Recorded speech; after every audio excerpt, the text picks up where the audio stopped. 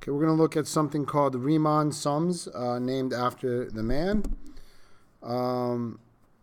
Bernard Riemann. So let's see what we're talking about here. So we're first going to talk about sort of looking at a graphical approach.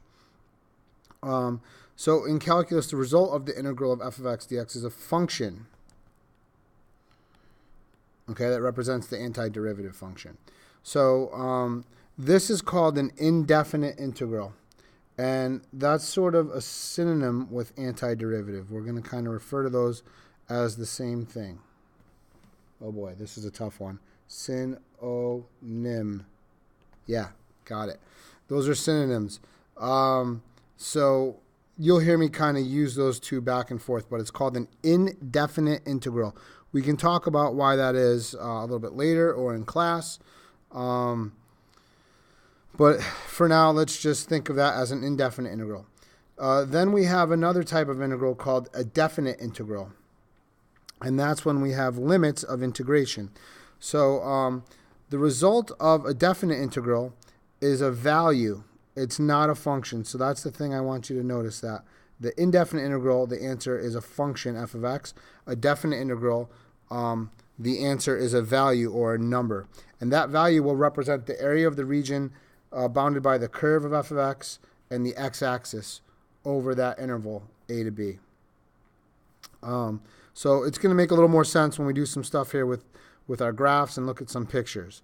So calculating the Riemann sum is a way to estimate area under a curve. Okay, so calculating it by hand when we're doing the Riemann sum, that's a way to estimate the area. The exact area is given by this definite integral. The Riemann sum is an estimate that we're going to do, and that estimate will be just whoops, I need the dx in there. I should say that this definite integral, again, when I say that here, that would represent the exact area. Let's do a little annotation here. So we're going to learn how to do some Riemann sums. And actually, we're doing three types, because left hand and right hand is sort of the same thing.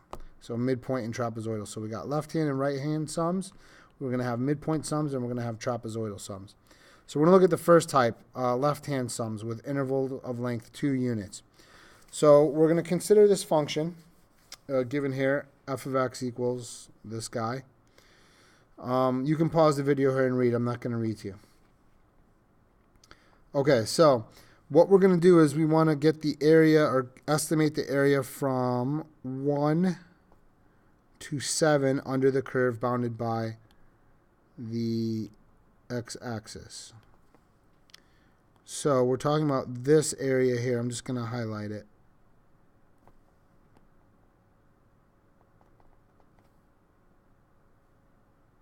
It's going to take a while.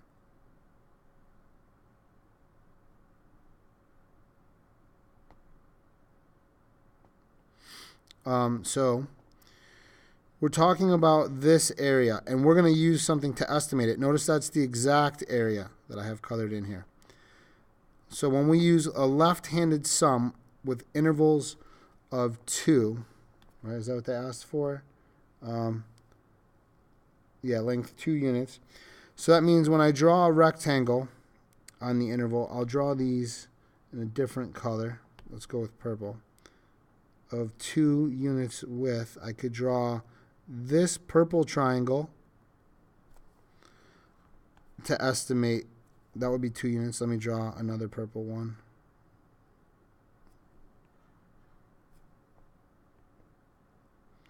These purple ones would be an estimate of the area that we're looking for. If I did the area of these rectangles and added those together, you can see they're not the exact area. We've got some error. If I kind of look at the error in white, we've got all this missing portion here, that missing portion there, and we've got a little bit too much added on over there. Okay? That would be a right-hand sum, because if you look at the rectangle, the part that touches the curve is the right vertex, the upper right vertex of each rectangle. The upper right vertex of each rectangle touches the curve. So a left-hand sum, instead, let's get rid of these purple guys. would be the same idea, but now I'll do them in purple again. We want to have the left side touch. So if I start at 1, I go up till I hit the curve, I go over 2 units because the width is 2, and I come down. There's my rectangle. I'll call that rectangle 1. Then if I go at the start of the next interval is right at 3, if I go up to the curve and touch the curve and then go over and make my rectangle of width 2, these are left-handed sums because they're rectangles touch the curve on the upper left. Why is it so important to touch the curve? That's going to determine the height of each rectangle. Of course, you need the height when you find the area of the rectangle. So if we look at these, I'm going to go back to green. The exact area from 1 to 7 of f of x dx can be approximated by doing the area of these purple rectangles. So the first one would be 2, because that's the width of the rectangle, right? It's 2 units wide, times the height of the rectangle, which I'm going to say is f of 1. I'll do it this way, so there's not so many parentheses. Might look less confusing. 2 times f of 1, that's the area of rectangle number 1. That's why we need it to hit the curve, because f of 1 means that's the y value for this point right here. And the y value is the height. That's how high you had to go to get up to that point, right? So f of 1, that y value represents the height of that first rectangle. So now I'm going to add to that the area of the next rectangle. Well, it still has a width of 2. This time, since it's a left-hand sum, right, if I look at this rectangle 2, it starts at 3 and ends at 5. So since I know it's the left corner that hits the curve, the height is going to be the y value for that left-handed part, f of 3, plus that would be the area of rectangle 2. 2 times f of 5 would be the area of rectangle 3. Because this rectangle has a width of 2 again, and a height over here, since it's the left-hand sum, it's the left side of rectangle 3 that hits the curve, so the height is going to be represented by f of 5. Notice that f of 7 is not used. So something to note, when you're doing a left-handed sum, if your interval goes from 1 to 7, you're not going to use the rightmost part. That 7 doesn't come into play. Notice you do use the 1 in your first guy because it's a left-hand sum. We're always starting on the left-hand side and using that x value to calculate our y value for our height of the rectangle. The opposite will be true when we do right-handed sums. We won't use the start of the interval, but we will use the last part, and you'll see when we do some right-handed ones. Now from here, it's just some calculations.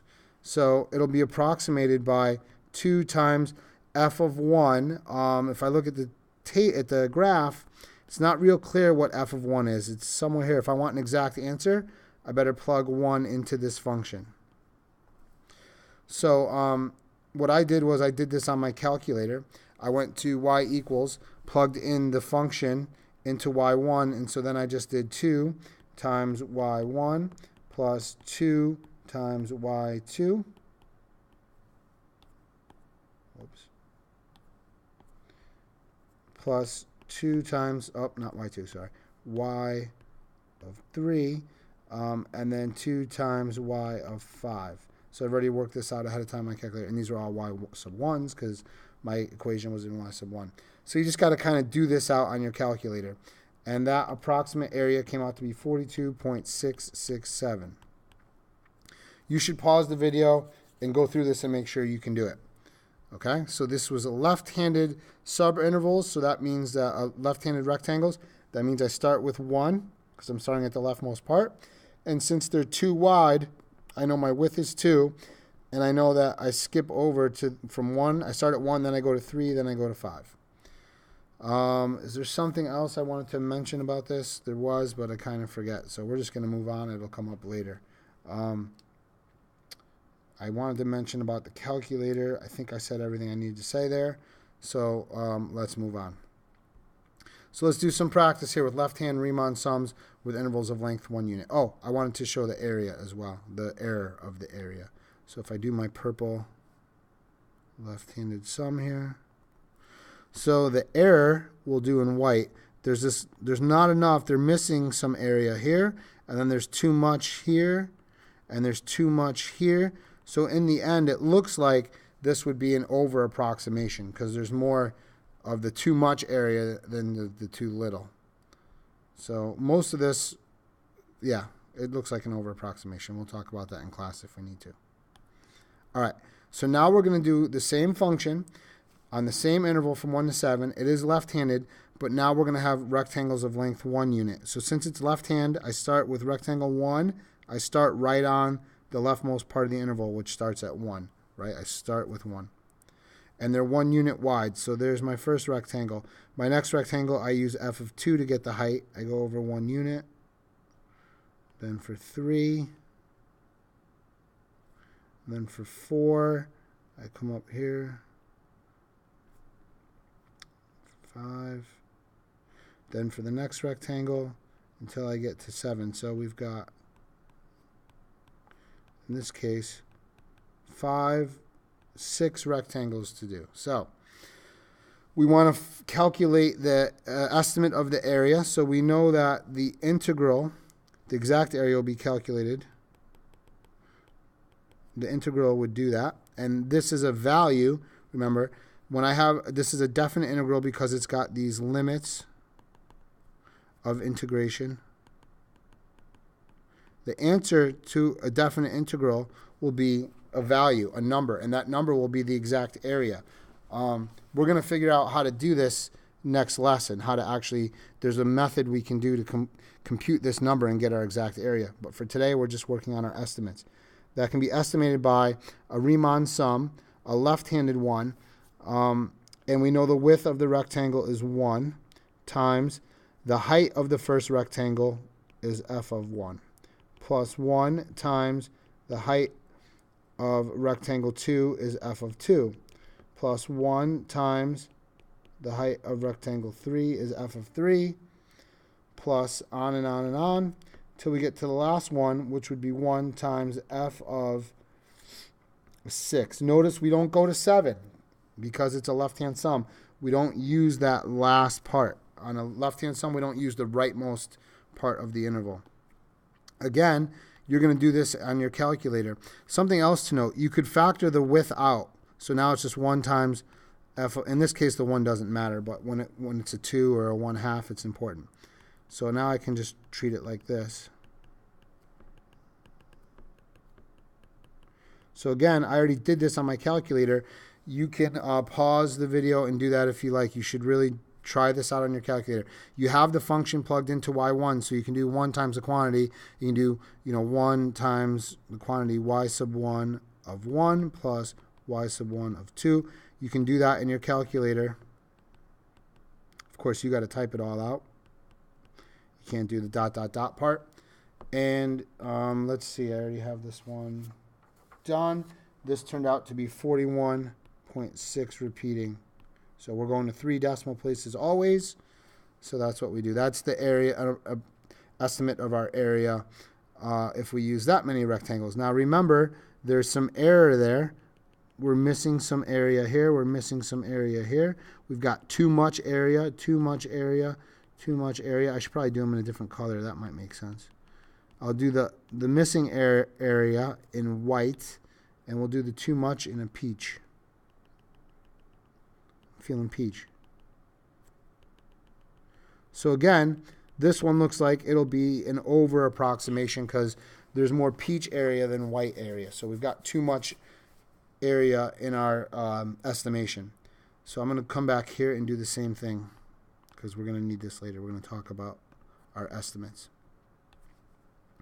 This is an overestimation because it's got a little too much there. There's more peach than white. All right, so let's look at if we do a left-hand sum with interval lengths of a half a unit from 1 to 7. So again, we start with the leftmost one, which is 1. And now we're only going to go a half wide. Come on down, and that would be rectangle 1. Okay, and then for the second rectangle, we're starting at 1/2, and to get the height, we're going to plug 1/2 into the function, go up to the function, get the height, and come down. Now, these are all rectangles of uniform length. We can do this when they're not uniform as well, but for right now, ease of use, they're uniform length. So looking at the first 4 rectangles, you can see already that their width is 1/2.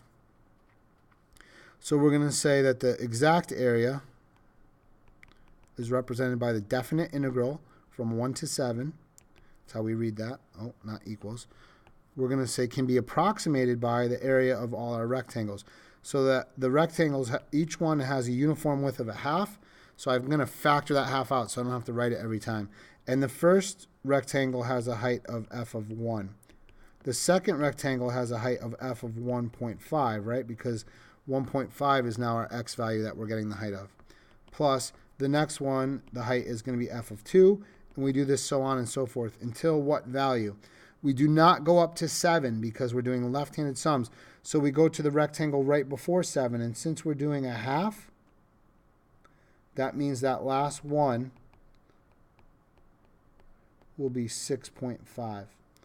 Okay, and you can calculate that one on your calculator. It's going to take a while, so pause the video and do that.